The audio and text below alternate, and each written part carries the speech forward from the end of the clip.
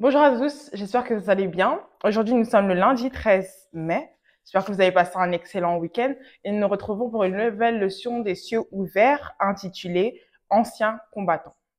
Prions. Père éternel, nous voulons te dire merci. Merci parce que tu es l'alpha et l'oméga, le premier et dernier. Merci parce que tu es le Dieu fort dans les combats, tu es le puissant guerrier. Merci Père éternel parce qu'en toi, nous avons cette assurance que nous sommes plus que vainqueurs. Merci Père éternel parce que tu nous as enseigné jusque-là et parce que tu vas nous enseigner encore en cet instant. Nous faisons appel à toi Saint-Esprit, prends tout le contrôle et qu'à la fin de toute la gloire et l'honneur te soit rendu Père. Au nom de Jésus, j'ai prié. Amen. Comme j'ai pu le dire, le thème aujourd'hui c'est Anciens combattants. Notre verset de mémoire est tiré de Philippiens 3,13. Philippiens 3,13 où l'apôtre Paul parle et dit: Frère, je ne pense pas l'avoir saisi, mais je fais une chose, oubliant ce qui est en arrière et me portant vers ce qui est en avant. Ici, l'apôtre Paul dit ne pas s'être encore emparé du prix. Mais de quel prix s'agit-il? C'est ce que nous allons voir dans le passage biblique que nous allons lire juste après.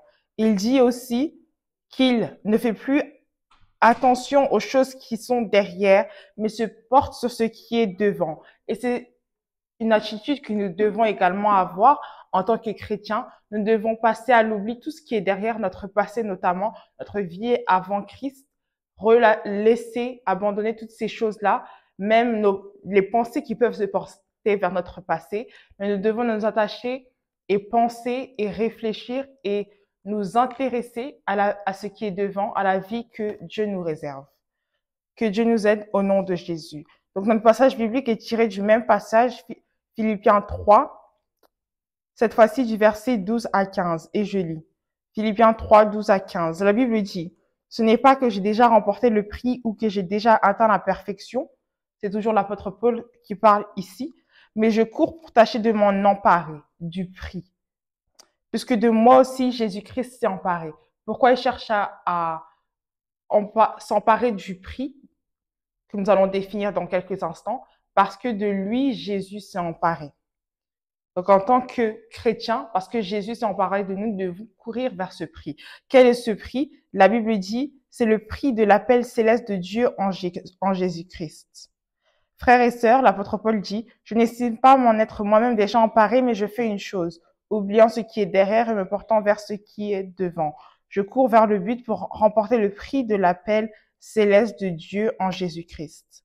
Nous tous, donc, qui sommes mûrs, adoptons cette attitude.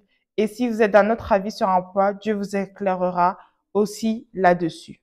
Donc ici, nous voyons de quoi il s'agit. Il s'agit du prix de l'appel céleste de Dieu en Jésus-Christ. Qu'est-ce que cela veut dire? Cela signifie qu'il y a un prix qui résulte du fait d'être appelé en Jésus-Christ.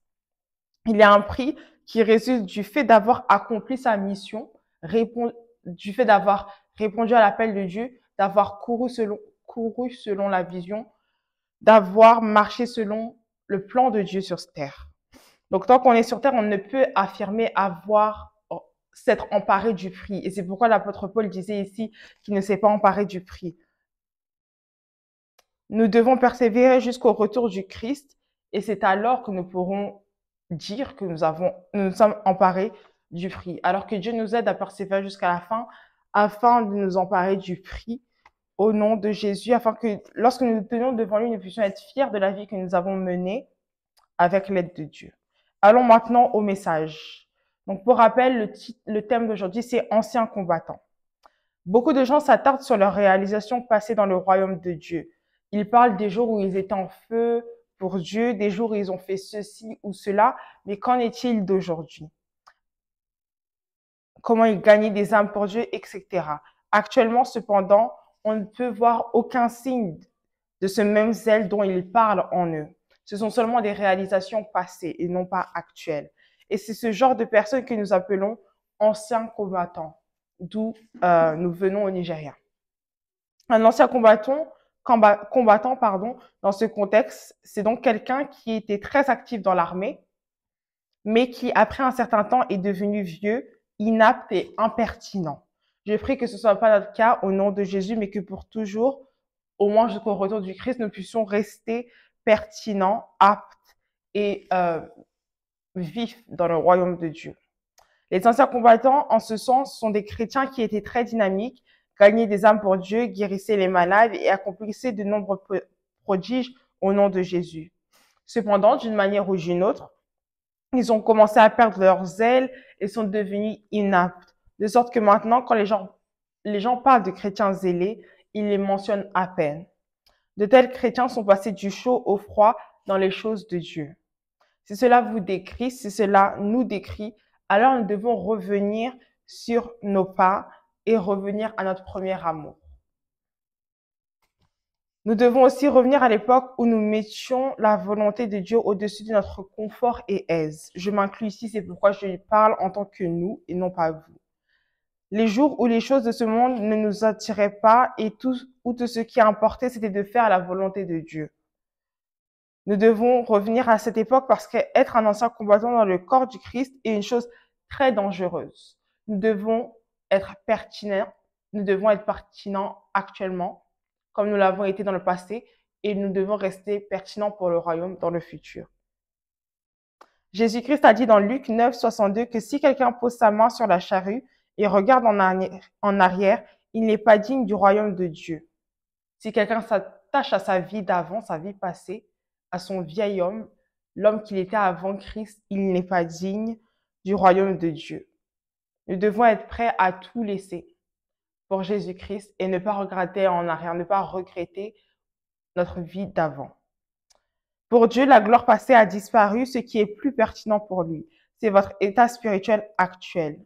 Dans Ézéchiel 18, 24 également, Dieu dit que si quelqu'un a été juste toute sa vie, mais se retourne et commence à pécher, si cet homme meurt dans le péché, alors malheureusement, il sera condamné. C'est pourquoi chaque jour, nous devons nous assurer d'être droits devant Dieu, parce que, un, nous ne savons pas quand Jésus reviendra, et deux, nous ne savons pas quand sera notre dernier jour sur cette terre. C'est pourquoi chaque jour, nous devons vivre une vie qui plaît à Dieu et que Dieu nous aide à faire ainsi au nom de Jésus.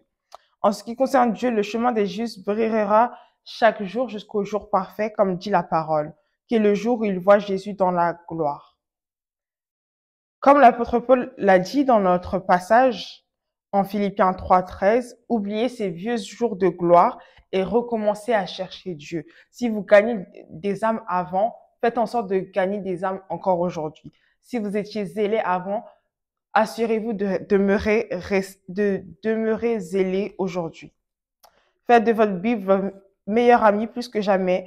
Prévoyez intentionnellement ou prévoyons, parce que je m'inclus, intentionnellement du temps de qualité avec Dieu. Certes, c'est pas facile, notamment avec les différentes responsabilités que nous avons tous et chacun, mais nous devons mettre de côté du temps de qualité avec Dieu afin que nous ne puissions pas être parmi ceux qu'on appelle les anciens combattants. Recherchons une communauté dynamique de croyants avec lesquels nous pouvons nous associer régulièrement parce que, comme la Bible dit, le faire aiguise le faire. Donc, au contact de nos frères et sœurs dans la foi, nous serons encouragés, notre foi va être boostée. Donc, nous devons rechercher cette communauté de jeunes chrétiens qui vont nous aider dans notre marche chrétienne. Et c'est ma prière que si vous ne savez pas où trouver ce type de frères et sœurs qui vont vous aider dans votre foi, que Dieu vous guide vers ces gens-là.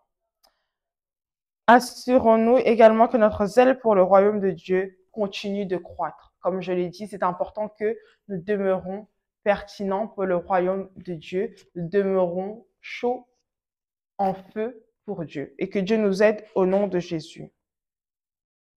Nous nous retrouvons donc pour une nouvelle leçon très bientôt. Que Dieu vous bénisse.